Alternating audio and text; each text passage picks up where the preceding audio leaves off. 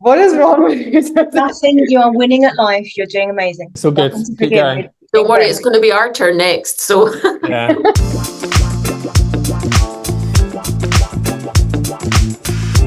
Welcome to LiLu Talks, where we explore the transformative power of digital innovation, delve into the nuances of tech leadership through a female lens, emotions and technology, people and inclusivity, and more. We are your hosts, Lisa and Lucy, and today's topic revolves all around unlocking the power of design, ROI, consumer duty, and navigating challenges in deregulated industries with our expert guests from Nile. Today we are thrilled to have Dr. Alexa Haynes and Neil Collman with us. hi there. Dr. Haynes is the head of design research at Nile and has extensive background in psychology and usability engineering with a client portfolio including RBS, NHS24, and the European Commission. She specializes in transforming customer experiences through design.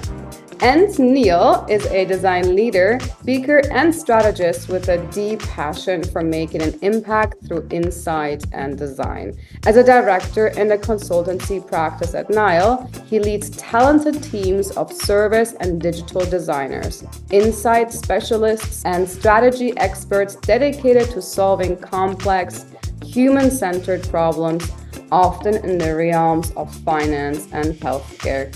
Thank you both for joining us today. I've had the opportunity of working with Neil, and I just wanted to highlight to all of our LiLu Talks community that everything that Lisa just said to introduce Neil is 1,000% correct. And that also, after working with Neil and the Nile team, you're always going to come away with something that you've learned, or many things that you've learned in my case, several aha moments, things that you just never thought you were going to get to, and probably a whole load of books you then need to go and read. So I'm constantly picking up homework from Neil, and now he's never going to get rid of me. I need to know what he thinks about everything. So just such a joy to work with the Nile team, and it was a really transformative experience for us. Anybody that wants to see a little bit more about the work that I did at Fidelity with the Nile team, we can put a link in the show notes, right, Lisa? There's a content formula podcast where I screen shared some of the materials that we put together and some of the learnings and customer journeys. So anyone that wants to hear a little bit more about that and maybe see some examples, we'll put a link in the show notes. I would like to throw the ball to Neil first, if that's all right, because Neil, a couple of weeks ago, we were talking about, the positioning of design in business, and you said something so interesting, and I said, oh, hold on to that, let's save it for the podcast. So all you have to do now is remember everything you said to me 2 weeks ago. No pressure. If you want to just help us position and start us off. Yeah, I'll do my best. So part of my journey through design in its many forms is in the last 5 or 10 years, I think design became very popular with business because businesses realized it was a great problem-solving tool and approach to finding new new propositions or revealing new ways to unlock value. And the trouble is that if you don't evolve design to respond to your environment, then you don't get the same kind of results. So what's happening right now, so the work we're involved in is there's a lot of focus on cost optimization, and there's a lot more focus on than there was in the past on measurable outcomes. Although measurable outcomes have always been there, they're much more they're in starker focus than they were in the past. So I think part of the shift that's happening at the moment is toward that more, very pointed, measurable business outcome that we're seeing. But there are other factors that are also hand in hand with that will enable design to succeed in business. And they are things like the way that teams are put together and the way that design practices are used within those teams, but also the language you use within an organization around design is also very important. Sometimes design and designers can get super focused on terminology and language that's, let's be frank, a bit of a turn off for those that aren't geeking out on it like me.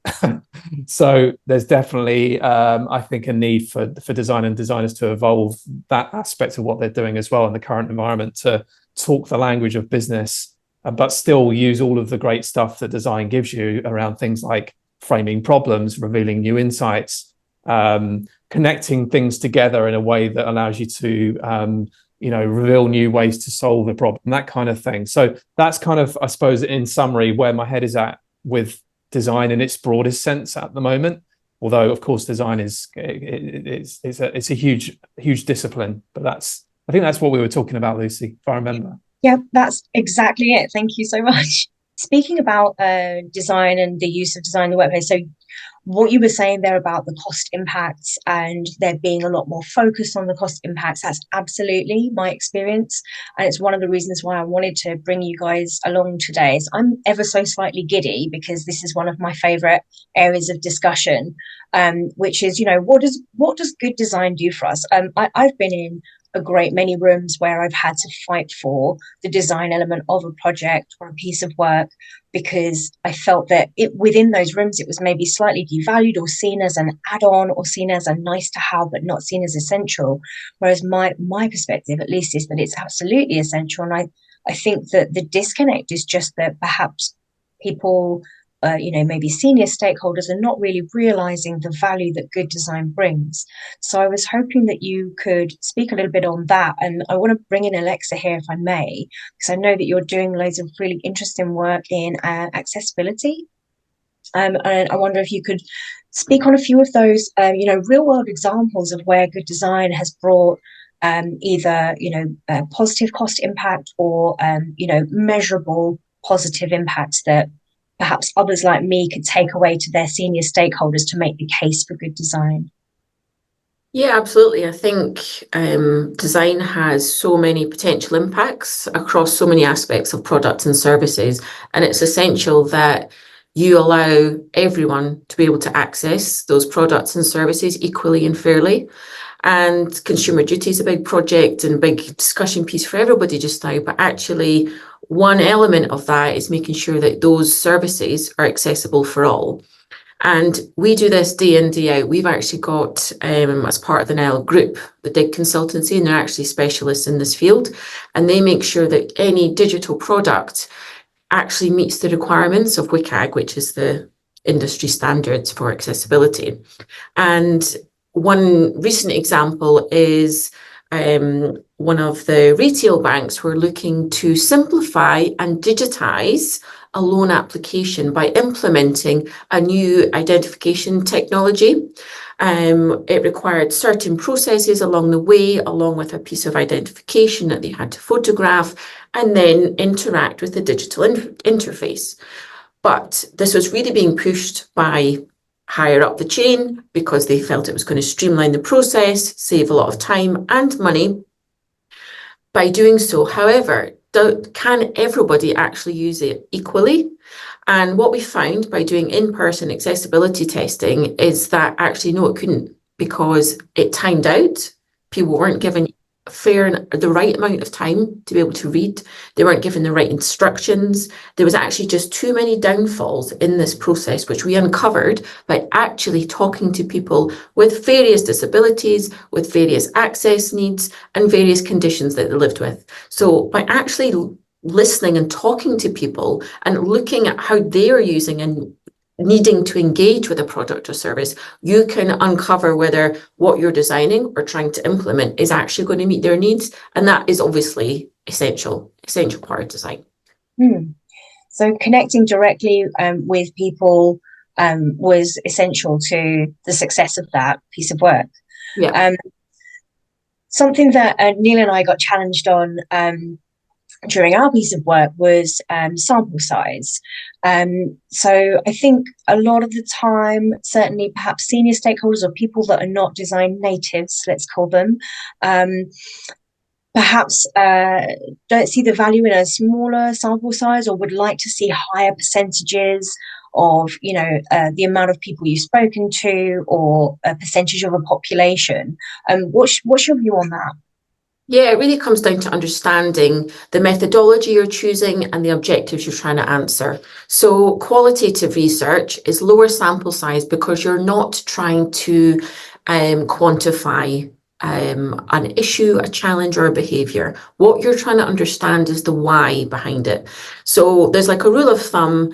6 people would be your lower end of a representative sample of one group of type of people. And that allows you to not then sort of see those individual differences, to start seeing themes emerging. And then obviously you just multiply that up depending on how much variance you have between groups of people. If you're talking about quantitative methodologies, then yes, you have to look at the entire population size and work out your margin of error to then work out what's going to be an effective and significant sample size. But you use those methodologies in partnership and they give you different things. And I think that's it. It's helping stakeholders, senior leadership to understand what each of those methodologies are actually going to provide you, because they're different answers. Yeah, so layering those is really key. Yeah. Good, thank you. Lisa, with your background in marketing, naturally design for you, marketing go hand in hand. So have you got any of your personal experiences where, good design really sort of turbocharged a marketing effort or campaign? Yes, absolutely. I can actually go into the web experience part. We're doing, at a company I was working at, a whole reimagining the web pages of that company. But when I first joined, I realized one of the biggest issue was there was an information overload. And some of the research that I was doing is when a user goes on a page and not knowing within the first 3 seconds, first of all, where they are, and then need to spend more than 3 to 5 seconds understanding what this page is about, they already lose motivation. So you might have a high chance of a bounce rate, losing that user, that customer potentially, or that lead that you have on the website. What would incentivize majority of the people to continue reading your page? Another thing in terms of design is contrasts between the background and the button. I'm going to leave it at that. Sample size, did you want to come back to that, or? Yes, I will come back to that in a second. All right, so let's bounce to Nile now. So Nile, can you talk to us about some examples of work that you've done at Nile where projects led to a significant ROI, my favorite subject of the moment? Yeah, of course. There are a number of these, of course, but the one that springs to mind actually, and Lex and I were talking about this earlier, was related to complaints or managing complaints. So usually when we're involved in working with clients, it tends to be either something to do with making money, so acquisition, more customers, or it's saving money.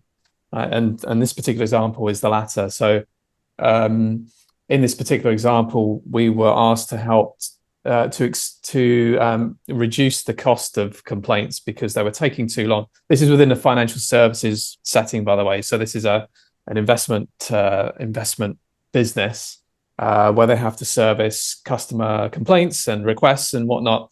And the challenge they had was they were following all of the regulatory guidelines. They were doing everything by the book, yet still the costs were really high. And so, as we were talking about design earlier and some of the reflections on the different kind of ways that design can offer value. So we talked a bit about marketing and some of those optimization activities on a particular web page versus more strategic kind of problems that design can solve. Mm-hmm. What's really interesting here is that design, we weren't actually making things in this particular example. We were largely, the design work we were doing was mapping journeys. So that's something, Lucy, that you and I know a lot about and worked on together. And what we were doing was trying to understand blueprinting the entire current state experience of complaints within this organization to understand how they operate. And the reason we were doing that blueprinting activity was to understand not just what the customer was doing and the challenges they were having and the reasons why that they were continuing to call and continuing to sort of drive cost in the business, but also to understand the call center staff experience at the same time, and all the systems and whatnot that goes on behind the scenes. But so design in that sense is really about understanding and framing and making the invisible visible, which is often overlooked, and you don't really think about design as being something that it's good at, but that is, in that case, is super important. And so what we realized is through that process is that there are certain types of complaint that came up that actually, if we change the way that the scripts work for certain staff members, and gave them permission to solve certain problems on the first call, we could actually take a lot of cost out of that process. And so that's what we did. That sounds very easy to do, but actually it took quite a lot of experimentation, challenging the current operating model within the business, looking at some of the kind of policies around the way that complaints were managed. So it was a far-reaching kind of activity just to achieve that kind of outcome of reducing the time to resolve a complaint. And so that when this is really service design that we're talking about here, it's a much more holistic kind of discipline, and it often reaches into parts of a business that you tend not to expect to have to deal with when you think about design, but actually to get the outcomes and the ROI you mentioned is absolutely critical. So when you're in complex environments, we'll come on to consumer duty and whatnot in a bit, you need to be ready for that, right? You need to be ready to revisit the operating model, the governance that sits around a process, as well as the things that customers see. So the website, what a call center staff member might, or associate might say to the customer. And so through doing this, we were able to significantly reduce the cost of servicing these complaints and shift the mindset, to not just be about meeting the regulatory kind of rules, but really meeting what customers were looking for and finding that win-win. So that was definitely one that springs to mind when I think about ROI. I'm smiling because although we didn't do anything to do with complaints when we worked together, some of those themes that you were going into there were so familiar to me. I think there's an awful lot of, I think when you start off on a design journey of any kind, there's an awful lot of discovery that needs to happen, and not just understanding the problem, but the problem behind the problem as well.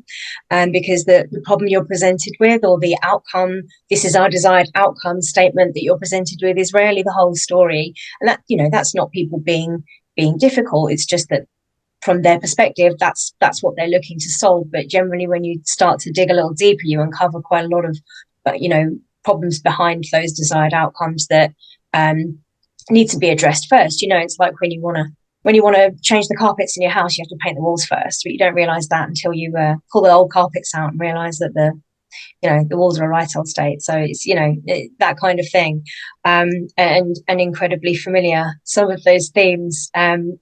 I think that a lot of the time, senior stakeholders think that the challenge begins and ends with the end point.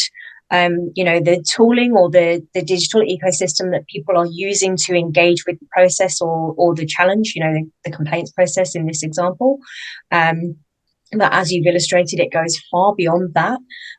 So you have to have a willingness to really, really dig into that. And also, I think there's a certain amount of being a little bit anarchic, right? Which I love this because I am an agent of chaos, as you know.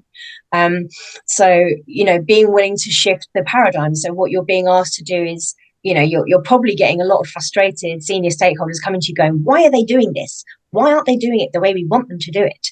And you have to be willing to get in there and flip that around, and rather than design a solution to that outcome, get in there and understand why they're doing it that way in the first place, rather than just addressing, the question that's coming from the stakeholders. So in order to get to that outcome, you have to, back to Alexa's point of earlier, really be willing to dig into that why, understand why. If they are choosing every single possible way of using a process other than the way that the company wants them to, why are they doing that? Would say I refer to myself as the Marie Kondo of digital. And what does Marie Kondo do? She goes into your house, and when you go and clean, you just throw everything onto your room first, and you clear all your cabinets, you clear everything out, you see what you need, you don't need, right? And then you say, well, things I don't need that anymore, you throw it away and start to organize from there and clean things up, because sometimes we hold on to things just because they might have worked for us 5 years ago, or maybe they were useful to us 5 years ago, and we think they might be useful again in 10 years, but they're not really. And even if in 10 years we might need something similar, maybe there will be something better, like a better tool that is similar to that, but works more efficiently. So kind of bring in chaos first, throw everything onto the ground, and then start to clean up from there and remove what we really don't need. Because I don't know if you heard that phrase. My mom used to say this to me. My mom said, with a clean room, you can study so much better. She used to tell me if, and I guess now it comes to neurodiversity, because we know that people who are neurodivergent, sometimes they thrive in chaos, or they say organized chaos and know where everything is. But my mom said to me, clear your room, and Japanese people do that too, and clean everything and then start studying, because there will be less distraction. And I live by that. I think that's this within organizations or within design, it should be the same. Clear what you don't need, because this way you have a clear canvas, or you know exactly where things are. You can build on top of that. You're thinking of, I think the phrase you're thinking of, it, certainly in English, is a tidy desk is a tidy mind. In which case, I'm very pleased nobody can see my desk, because I am the epitome of what you just described of the. I think it's quite well organized, gentle chaos in my world. But you know, who's got time for cleaning? I don't have time for that. I've got stuff to do. I've got a world to change here, people. There's no time for tidying. I wanted to just bounce in with an anecdote. Oh gosh, I'm going to try and keep this short. It is one of my favorite design stories. It was a story that I heard on the Simon Sinek podcast. I'm going to try so hard to get this guy's name right, because for some reason I forget it every time. I think it is Thomas. He is he's I think an architect by trade, you know, buildings architect, not digital architect, but he's a designer.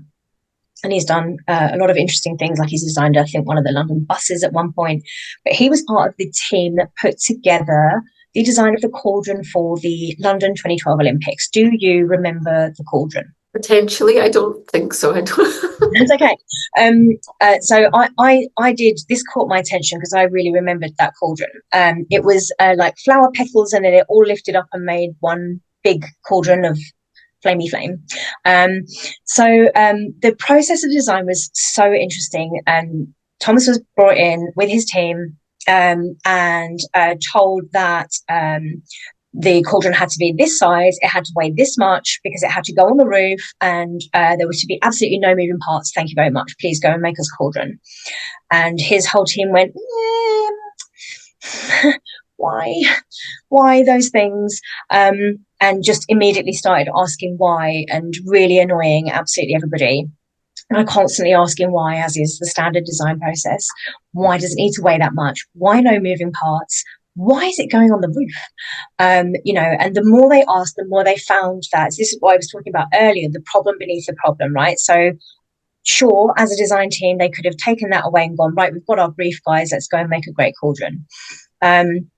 But what they did was just immediately started asking why, and, you know, being that agent of chaos that I like, just, you know, poking at it, asking why this, why are we being asked to do this, why that way, why on the roof, why that weight, why no moving parts. And what they found out after a period of inquiry was that there had been previous experiences in other Olympics where certain things hadn't worked. There was one where there were moving parts in the cauldron, and for whatever reason on the day it didn't work, and you know, it was considered a national embarrassment to that country, or certainly by the Olympics committee. I'm sure nobody else minded, but it was considered very embarrassing. So what the committee were trying to do was just immediately bypass or undercut any possibility for embarrassment. So they were just looking at what had been done previously and immediately just saying, none of that for us. We don't want any of that embarrassment. Of course, it didn't occur to them that, you know, brand new embarrassments could be made. But anyway, So what Thomas's team did was go off and look at all of the footage they could find of all the cauldrons and all of the, all of the other Olympics. So any kind of footage, any photos, videos, whatever was available. And what they eventually decided, so there was an awful lot of working around that potentially, I think, to maybe stakeholders might have been seen as wastage in terms of activity, but it is actually part of the design process, reading around, looking around, doing your research, understanding, what have other people done, what's worked well, what hasn't. They interviewed a lot of people about what do you remember about the Olympic cauldrons, and basically what everybody said was exactly what you guys said was not really, don't really remember it much. Once the actual lighting of the flame is over, no one really remembers the cauldron itself. So what the team discovered was what they were being asked to design was actually a moment rather than a thing. The one that people remembered the most was the Barcelona one. Do you remember that one? There was a guy with an archer with an arrow who lit it from the other side of, so you remember now. You remember the moment, right? Because there was that jeopardy. Oh, is the man with the arrow going to accidentally kill the person standing behind the cauldron with his arrow? Is he going to miss? Is he going to hit a bird? Is it going to work at all? There was that jeopardy. So it was the moment everyone remembers. Then the guy shoots the arrow and everything works beautifully. I'm sure there was a man with a match standing behind just in case he missed. But, everyone remembers the moment. So that's why there was the moving parts, petals. So they had, I think they had something like 211 moving parts in the end, even though they were told no moving parts. It wasn't on the roof. They decided that they were in a circular stadium with all the chairs being pointed at the center of the stadium. And because people generally don't remember the cauldron after, what they did was decide we're going to make this memorable and plonk it right in the middle of that circular stadium. So they did everything that they were initially told not to do in their brief. Because what they did as part of the design process was go back through everything they've been told to do and check it and sense check it and challenge it gently and, with research and with hard work and with inquiry. And as a result of that, so I love this as an example of a really positive outcome from probably what was considered to be at the beginning not a very successful design process, but what a successful design process it ended up being. Nothing broke, nothing was on the roof, nothing was too heavy, all the moving parts moved, and it made that moment quite memorable, even if the cauldron itself wasn't. So I think that's a really good example of a very successful design process. Yeah, I love that. I think that's why I love the research part of it and gathering the insights, because quite often it's those little nuggets that you're gathering from that contextual information that leads to those aha moments where you are thinking you thought this was the problem or you thought this was the challenge, but actually it's not. It's this thing over here, which is just exactly what you described. Yeah, I love that as a story.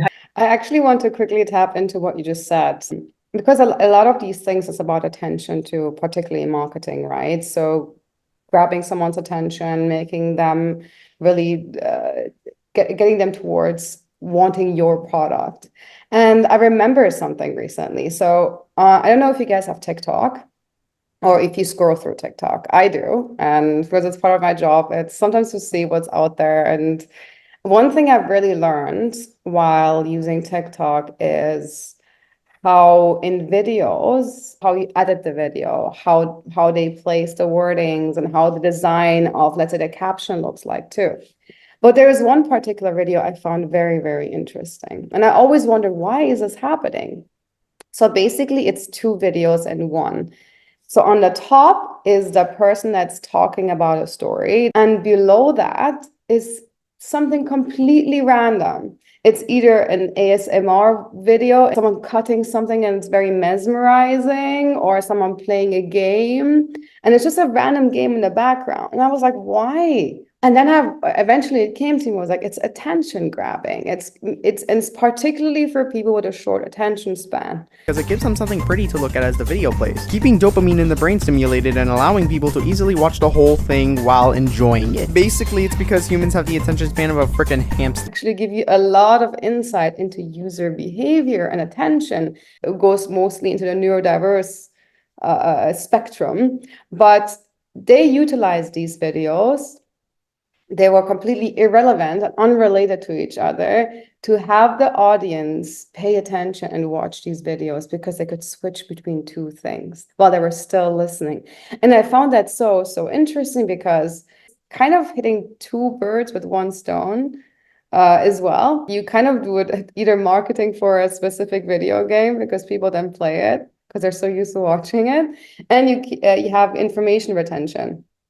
So I thought that might be somewhat relevant to what you were saying just now, that it's about the moment. So when the guy was shooting an arrow, because people remember it, because it was something, it was not just a design of, let's say, that logo or that statue, but it was that moment, the way people were engaging. It was a aha moment. Oh my God, what happened? So yeah, I think that's a really interesting point, Lisa. I want to jump back to Neil, if I may, because Neil mentioned something earlier, which is, probably the zeitgeistiest of zeitgeists at the moment for people in the insurance and financial services industry, which is consumer duty, becoming an increasingly important topic. And so can you talk a little bit about how Nile addresses that in design work?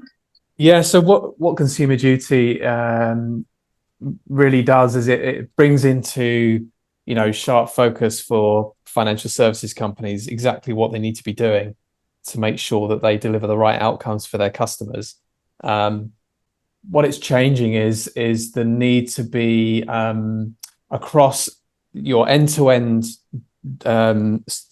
products and services. You need to understand exactly what's going on at each step of the way, so that you're able to pull the right levers to make sure that the outcome is met. Whether that's, so consumer duty talks about things like value for money. It talks about things like information being provided in the right way. It talks about choice and all these kinds of things.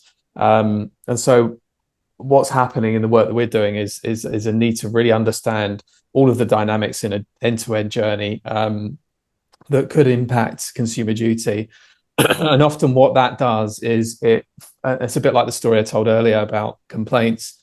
What that does is it forces conversations across silos more than it has in the past, or it really does bring into sharp focus where there are elements of an organization that don't talk to each other or haven't had to in the past, because everyone's really been focused on their little bit of the puzzle, let's say. So what we've been doing is really helping organizations understand that bigger picture of what's going on, so that they can make sure they're doing the right thing at each point in those journeys. Alexa's also got some great stories around this as well. I might just hand the baton to you, actually, thinking about the Olympic theme. Yeah, absolutely.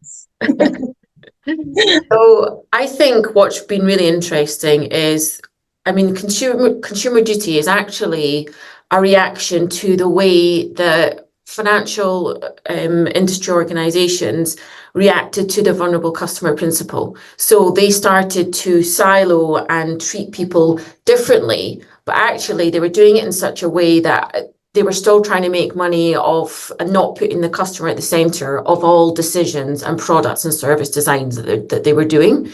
So now they've broadened it out, and actually it's really mandating that you must place the customer at the heart of every decision you're making around your products and services. You must deliver good outcomes. You must mitigate for foreseeable harms, and you must help your customers achieve their financial goals.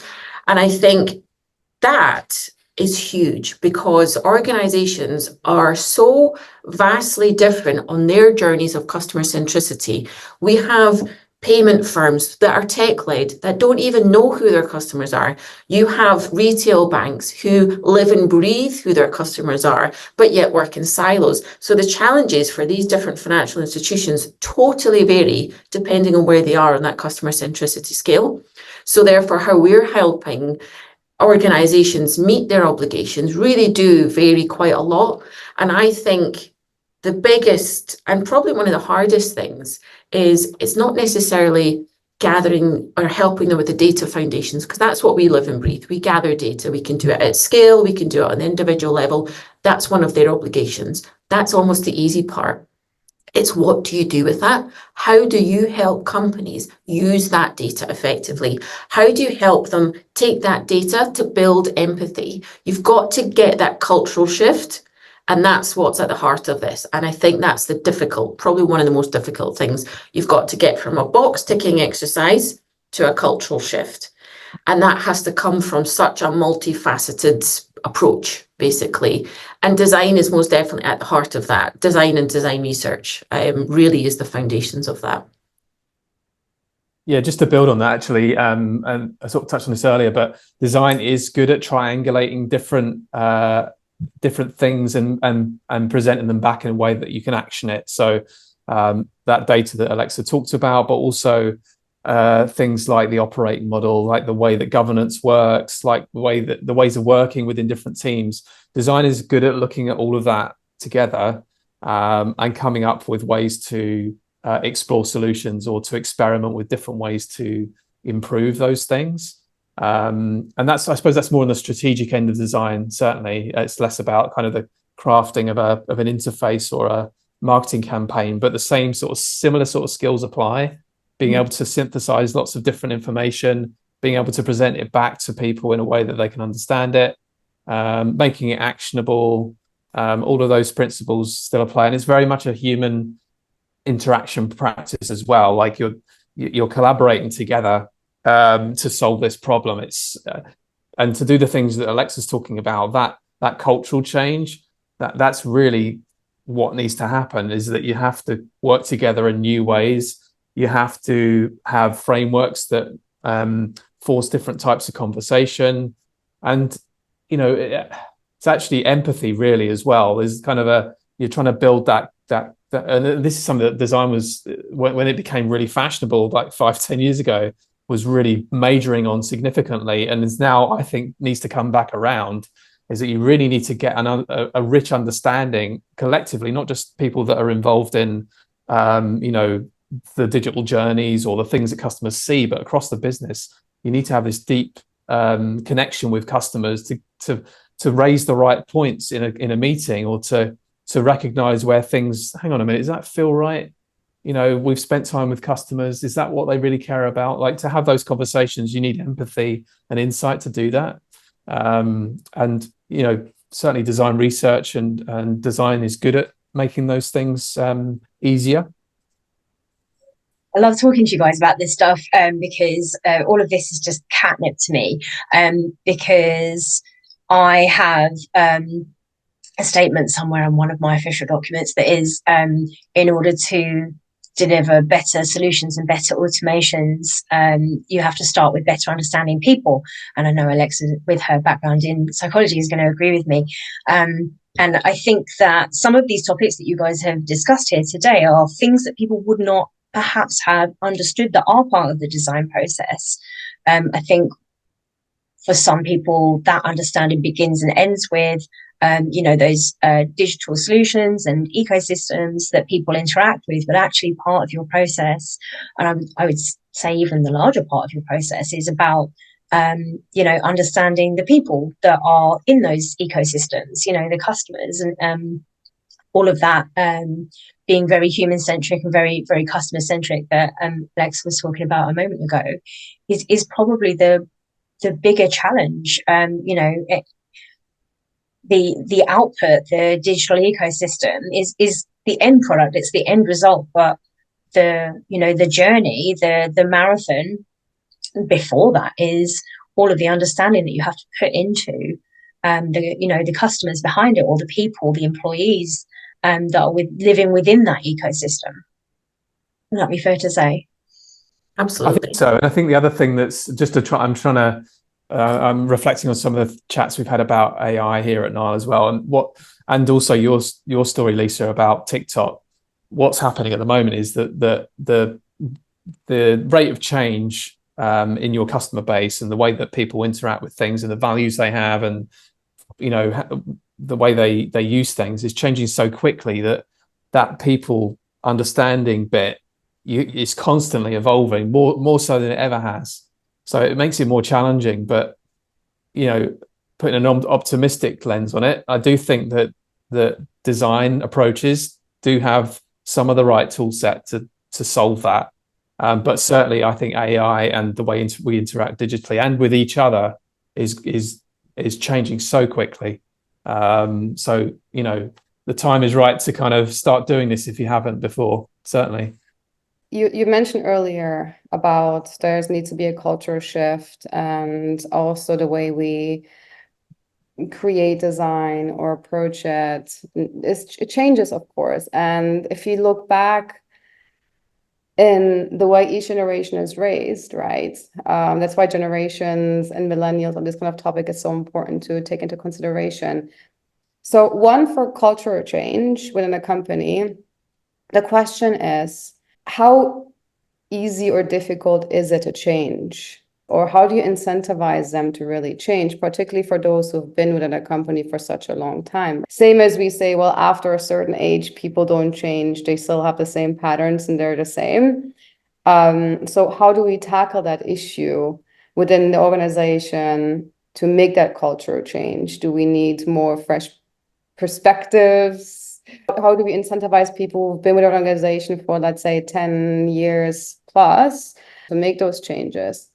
I would like to just answer that real quick, because I have a really good example, and then I know we're almost out of time, so I'm going to then pass the baton to Neil and Alexa to take us home. So a really good example of how you can use design to move cultural change, or, you know, to implement cultural change. One of my very early solutions that I put into place at Fidelity was a self-service portal. It was an MVP. It was kind of scrappy, but it was all wrapped around with really beautiful design that one of my colleagues put together.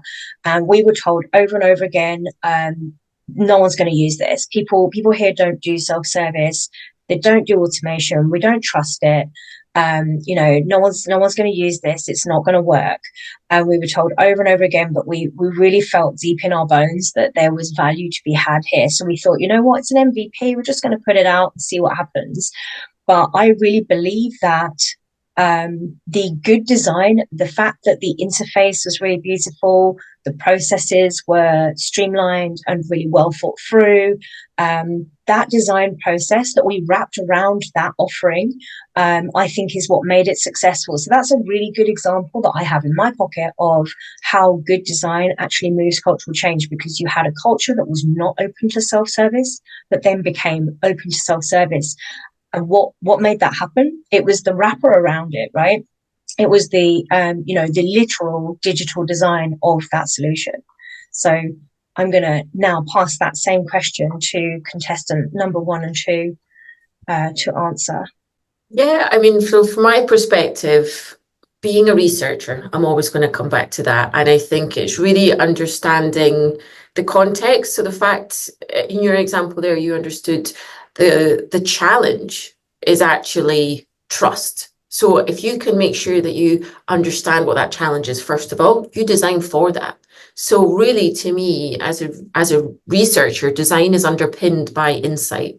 So any challenge can be met by making sure you're gathering insight, whether it's internal, whether it's data points, whether it's talking to end customers or users, but you can then understand the context with which people are making decisions. You can understand their actual needs at that point in time, and therefore you can design effective solutions to meet those needs and challenges.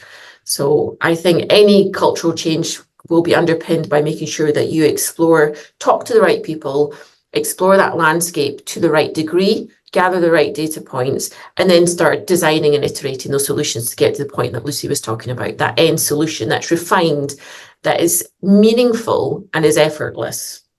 Neil? If we're thinking about, yes to all of those things, maybe sort of thinking more about the cultural side of things, which is like changing culture is really hard. You know, it's I think we've all probably experienced and seen different aspects of that. Things that I've seen that have worked quite well, and building on your story, Lucy, is not being afraid to experiment. And probably the biggest mistake you can make that cultural stuff is kind of thinking you know the answer. So you need to be willing to try things and be open to the results that could take you in a different direction. And that approach goes hand in hand with insight. Sometimes with insight, you have you define an opportunity area or a problem that you didn't realize you had that you can solve. But even then, you don't know what the solution is. So you still need to be experimenting. The other thing I would say is that it's the way you kind of involve others in that process. So Alexa and I talked about this briefly beforehand, but the worst thing you can do with design sort of practices, if you're trying to start them or bring them into an organization, is to keep them behind closed doors and kind of, we're the design team, we're going to do design stuff, and then we're going to show you. Like, that's not a good approach. You need to be a multidisciplinary team. You need to involve the people that are going to be on the receiving end of whatever it is you're doing, involve them in that process, have different stakeholders from different aspects of the business involved in end-to-end through what you're doing. You're going to have a much better chance of affecting change in an organization that way, because the stories that then you generate through that experimentation, and stories are the things that become, they resonate culturally, can be taken on by different people within the organization. And the way that the stories are told can change and shift depending on what part of the business that person's from. If they're from like a compliance team, the way they describe it, the outcome or what they've been doing will be slightly different than if you're in, a proposition team, let's say. So that kind of collaboration I think is still really, really important. And these things that have always been really sort of key and central to design and the success of design and the way it affects culture are still relevant now. And we still make the same mistakes. So I'd still, stand by those and encourage people to start using them. Thank you so much. And that perfectly rounded off. So thank you very much, Neil and Alexa. Lisa, any last thoughts?